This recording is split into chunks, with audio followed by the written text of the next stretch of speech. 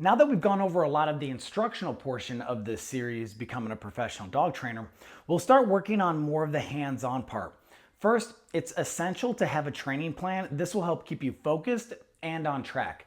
Before you become a professional dog trainer, it's good to have not only the knowledge, but also a significant amount of practice. You'll be able to accomplish this by having specific training goals for your personal dog or dogs, as well as practicing on other dogs outside of your home. You can get additional dogs to train by reaching out to local rescue groups, or even some shelters will let you train their dogs. Lastly, you can even make a post on something like Nextdoor, or just ask your family and friends and offer free training in exchange for feedback or even a review.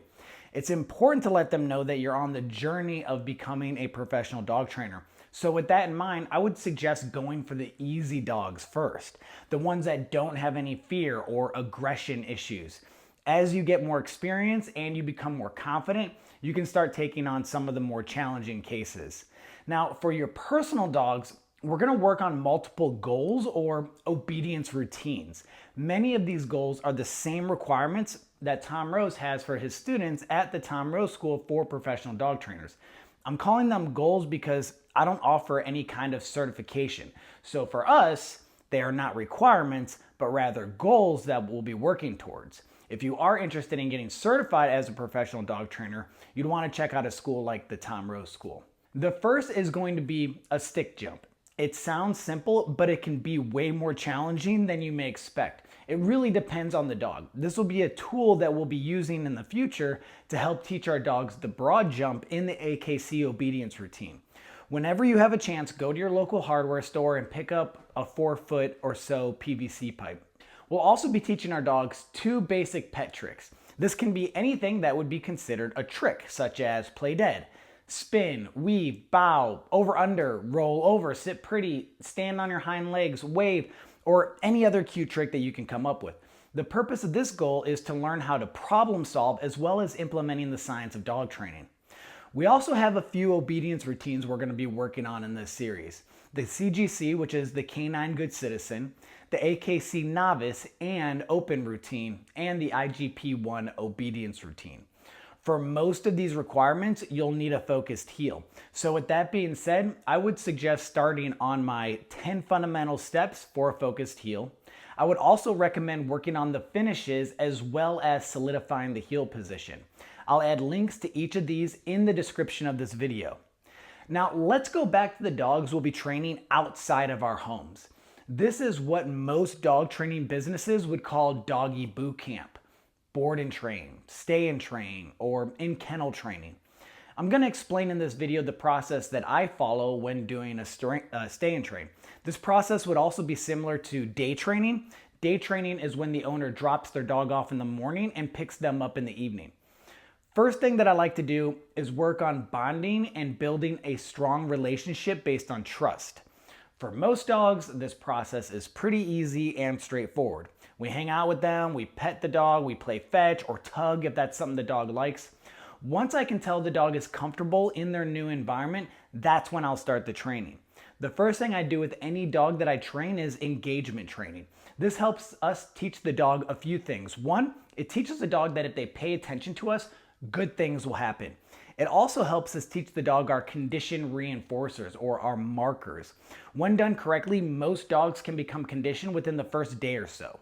After that, I can move on to the other important steps that help us establish our communication channels with the dog. Basically, the first 3 steps are all about our communication. Now just note at the start of every session that I do with a dog, I spend 30 seconds or so on engagement training. The reason for this is that it gets the dog engaged, and the more focus we have from our dogs while we're training, the faster they'll learn. Once the dog is conditioned, I'll start working on teaching the dog luring. This is when we use food to lure the dog into the different commanded behaviors. For all my board and trained dogs, aside from teaching them their markers, I teach them sit, down, come, heel, or loose leash walking, climb, or go to bed, off, spin, that one's for fun, and stay in all the commanded positions. All of these can be taught by using a lure. This is one of the most powerful tools we can use to train dogs. Depending on the dog's food motivation and interest in training will depend on how long the step takes. You want to make sure that it's pretty solid, as it will help us teach the dog leash pressure, which is our next step. If you've been following my channel, then you should know how powerful leash pressure training is. When we use leash pressure, we're using negative reinforcement. We turn the pressure on, and when the dog complies, we turn it off. I use leash pressure to help reinforce commands. I use it to teach all the stay commands.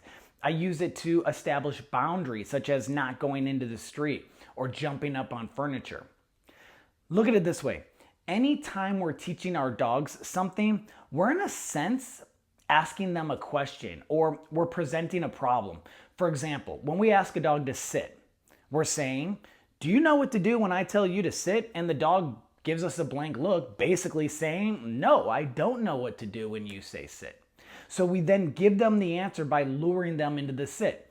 Just like you can't ask another human a question and give them the answer at the exact same time, you don't want to give the question and answer to your dog at the exact same time. Meaning, you don't want to say sit at the exact moment you lure the dog into the sit position.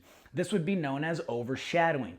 When two things are presented to a dog at the exact same time, whatever is more relevant to the dog is what they focus on, and they completely ignore the other element. I'm mentioning this because it's the same when we teach our dogs leash pressure, what should really be called a leash cue, because we're cueing the dog into different positions. This should not be seen as force, unless you have a dog that is so wild and unruly that you don't have any choice but to apply force, which you will come across if you train enough dogs. For each dog in basic obedience training, I want them to be able to follow the leash, sit when lifting up on the leash, and lay down when pulling down on the leash. For your personal dogs, you'll also want to be able to teach them to walk backwards with leash pressure. When teaching this, it makes it much easier if the dog already knows how to get into each position with a lure. This helps us provide the answer for them when we give them the question with the leash pressure. What I mean by that is, for example, when we pull up on the leash, we're saying, "Do you know what to do when I pull up on the leash?" And the dog gives us a blank look and says, "No, I don't know what to do when you pull up on the leash." So we then give them the answer by luring them into the sit. This is how we teach the dog leash pressure. We present the pressure, then we cue the dog with the food into the commanded position. Once this step is accomplished, I start teaching the dog commands as well as the stays. I try to get in 2 sessions each day with each dog, one at the house and one while I'm on a walk. When I'm at the house, I'm working on everything but heel. When I take them on a walk, I work on loose leash walking, sits, automatic sits when halted, down, sit in motion, down in motion, and come when called.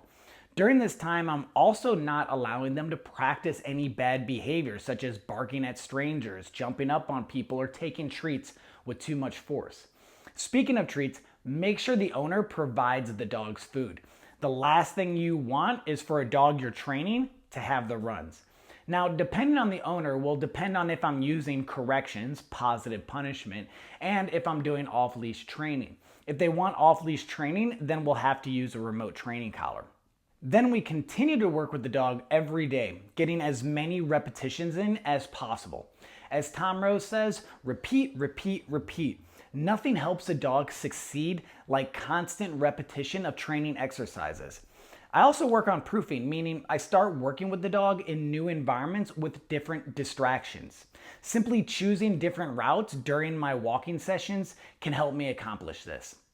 Lastly, when the dog goes home, I provide my clients with a free copy of my dog training manual, as well as a go-home lesson where I break down everything I've done with their dogs. Basically, I have them go over each step that I teach in Chapter 7 of my dog training manual. Now, you don't have to provide your clients with a manual, but it's good to write out each step for them in an easy to understand format. This provides them with a reference so they know exactly what to do even if you're not there to tell them. I want to give you an idea of what a finished stay and train dog should look like. These were accomplished in a 2 or 3 week stay and train program. They're dogs that I trained back in 2015 when I was training dogs in Colorado. To promote my training, what I used to do was I would make videos for each dog that would go through my stay and train program.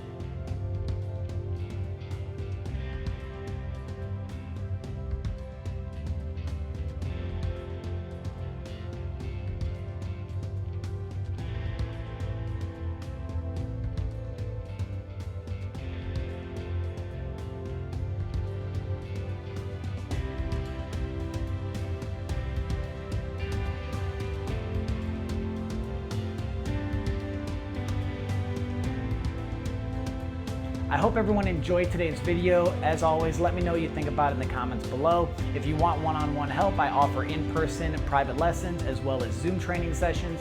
If you want to support the channel, you can by liking and subscribing. You can become a patron. It's much appreciated. Ordering a copy of my dog training manual, getting one of my shirts, or shopping at the store, or sharing these videos. Thank you again, and I will see everybody next week.